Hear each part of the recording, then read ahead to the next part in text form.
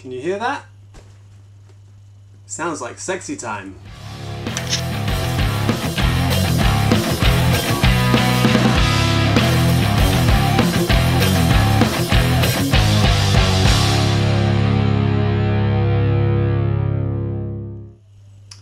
That's right, I have something very cool in that box, and I've been meaning to get it for a long time because I have a lonely male who's just matured, and he's been looking for the right woman to fulfill his dreams for a long time, and finally she's here. Here we have a wonderful box with wonderful fragile stickers on it. The first thing to do, as always, is to get it open. This box was delivered to my workplace, and as always the receptionist was very pleased to receive a box with fragile warnings on her desk, as it always means that Martin's got a new pet. Let's just get this open and see what the insides look like. Right, we got lots of bubble wrap.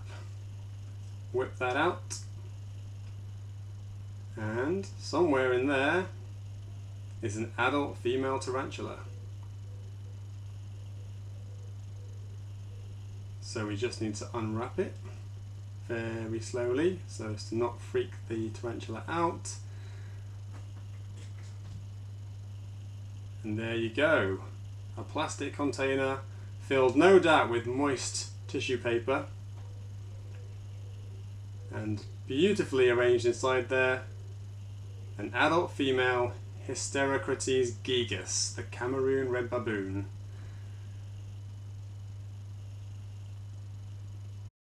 Those of you who are long-term viewers of this channel will know that I bought an adult female Cameroon red baboon from the Southeast Arachnid show early in the year.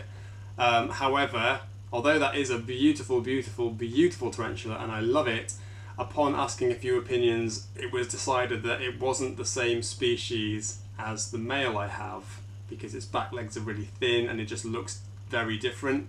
So I have elected not to try and breed that female to my male, which then prompted me to look for another female, and I had a few offers from various places who had females available, but ultimately I contacted a guy called Patrick Camille, who had an adult female on his list for the princely sum of £25, which is incredible value really for that species. I mean, they're generally in the 35-30 bracket, but I know he's a good seller and I trusted him to get me the real deal. He sent me a picture and it looked very much like my male, so here she is.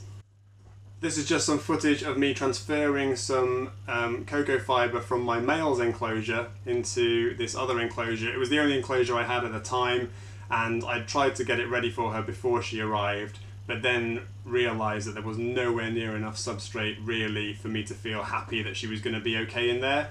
So what I wanted to do was add more cocoa fibre, but I didn't have very much. So I thought, why not just steal some from the male's enclosure, because that is pretty deep with substrate. And I'm sure he wouldn't mind because he doesn't use that area of his enclosure anyway. And then of course I just topped up the water dishes and got ready to transfer her into her new home.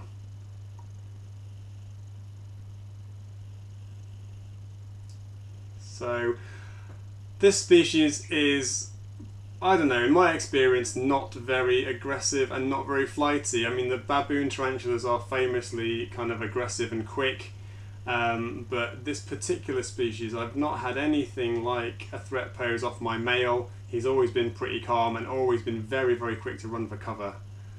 What a beauty. She's quite big actually, but quite freshly molted as well.